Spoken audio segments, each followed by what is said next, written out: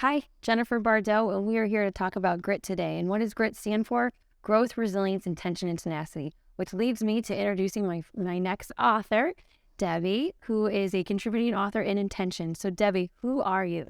Yeah, so my full name is Debi Corrie. I am the owner of a company called Acumaxum LLC. We're a virtual CFO company, and I'm a mom and a grandma, and I'm proud to say I'm a great-great-grandma with two more great-great-grandchildren on the way, and I live a very full life. That's phenomenal, and I love that it's a full life. And tell me more about stepping into entrepreneurship. What's that like for you? Well, there was tons of fear. And so I think entrepreneurs don't talk about that enough because we didn't wake up one morning and say, oh, this is going to be so easy peasy. I cannot wait. Now, people that aren't entrepreneurs from the outside looking in, a lot of times they think it's luck or it comes easy to people. It's a lot of dedicated work. And so I write in my chapter how I formulated my own company and what all of that was about. Well, I hope that inspires many who have that entrepreneurship bug to see that their struggles and they're not alone, because it does take work to be an entrepreneur. And I love that you've illustrated your lessons in your chapter. So if you could give us a Cliff Note version of what your chapter would look like, what's this coming along? What's the conversations looking like? So the conversation is actually about how I wasn't living my life with intention before I started my company, even though I thought I was. So I was working as a sole practitioner for another firm. I had my own practice and was a partner at the firm, great firm. And I was very much in my business, working on it every day. And in May of 2020, there was this little thing going on called a pandemic. And I attended this virtual 3-day seminar because I was always interested in learning more to help business owners succeed in business.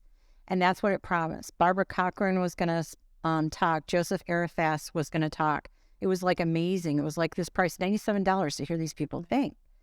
And so I ended up joining the organization, have my first meeting with my coach. I tell him I want to make 7 figures, and he looks me right in the eye and he says, it's not doable. I'm like, what? What do you mean it's not doable? They keep you as a sole practitioner, Debbie. You can't scale. Wow. I had never thought long enough to even think about it. So we go to have our next meeting, and he says, okay, what are we going to talk about today? And I said, well, I am looking at starting my own firm. I'm going to publish a book, and it's all going to happen November 1. And he looked at me and he said, okay, Debbie, lock and load. And we took off. That is beautiful. Yeah. So in my book, my first book was about finance. So it's titled Loving Failure. I had this whole thing about failure because we as people and business owners and entrepreneurs fall all the time. We never tell those stories to people, and they're so important because it takes a lot of grit, which is why I am so proud to be in this series to do what you do. And there's a great TED Talk that talks about grit, and it's grit that makes people successful. It's not their grades. It's not the people that are super brilliant that you see come into this and make it successful. It's the average person. And that's what I tell people. I was just an average person who made a decision and decided to live more intentionally with my life. Absolutely. And I love the fact that you're highlighting those hard stories, because that's how we alleviate that loneliness when there's others that are struggling that can't speak to their struggles. So if you haven't gotten Debi's book, you need to get her first book. And I'm thrilled to have you a part of Intention, because your wisdom is just going to inspire so many who are struggling, and to alleviate that hope and to learn to lead, even though they're filled with fear. So you've authored a book, you started a business, you've overcome fear. What did it take to really step in to that courage and own who you are? What words of wisdom would you give to someone who's struggling? I would say don't concentrate on what you can't do. My mother taught me this really incredible, valuable lesson. She finished college when she was 44 years old. We graduated from college the same year. I was 24, she was 44. She herself saw that she couldn't make it where she was. She was at Monsanto. It was a very male-dominated company. She had her degree. She was brilliant. She had, straight A's almost through school, and they wouldn't let her step up. She applied for all these open positions. They wouldn't let her do it. So she went her own way, and she joined this little company called MetLife, and she was going to go sell life insurance. And we as a family, I'm so sad to say, were totally unsupportive. My mother taught me so much about grit and success. She made President's Circle every year. She was a salesperson, except for the first year she was in business and the year my dad moved her to New Jersey. And why is that significant? Because when she went to New Jersey, she had to start over her entire book of business. And she didn't care. She focused on what she could do and her own success. She's just an amazing lady. I love that. And it's phenomenal that you had that role model right there under the same roof as you, inspiring you and feeding into and teaching you these lessons. And now you can share that with the world with your lessons. So is there a mantra or a quote that you live by to have that mindset?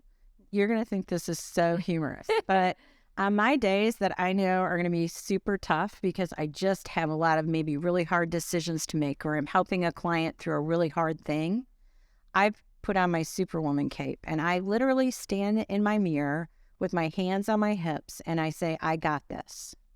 And you know, that may seem silly, but I'll tell you, it helps you with your mindset. And I recommend women doing it all the time. There's something about that stance where you've got your hands on your hips and your feet spread apart, and it just fills you with confidence for whatever you've got to face for the day.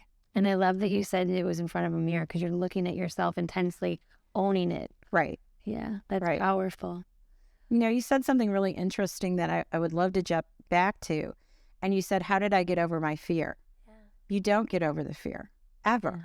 So at least my experience as an entrepreneur, there are always things you're going to be fearful about. The key is making decisions and moving forward, because some of those decisions are going to work and some of those decisions you're just going to fall flat on your face, but you know they don't work. So you can move on to the new decision that you need to make. So you're constantly evolving and learning and growing and reflecting and growing. Yes. Yeah. They call it failing forward, and I'm a huge believer in that. I love that. Well, is there anything else that you would like to share?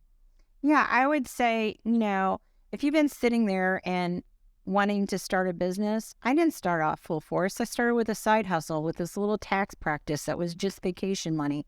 I tipped my toe in, and that was good. And then I did this other thing where I started the partnership, and it was okay. And I learned from that. And now I'm running my own company. So everybody's different. Your journey will be different.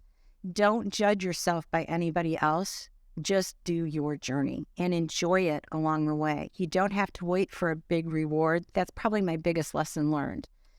Yeah, I'm a recovering perfectionist. I tell people that all the time. And if you run a business, you can't be a perfectionist. No, and I love that you pretty much stated that your only competition is yourself. Yeah. That's something that I always try to teach my children, because I think that's really important. And also the fact that you learn from your lessons, you grow from your lessons, and it's never too late to start. And I love the gradual progression of your development in your business and your success. So thank you for sharing your words of wisdom with us today and being on this show. And I'm excited for all who have the opportunity to read your chapter in Intention. Thank you so much for allowing me to be here today and share some things with you, Jennifer. I was super excited when you invited me. And if you all don't know, Jennifer is brilliant herself and has been doing some really amazing things. Thank you, Debbie.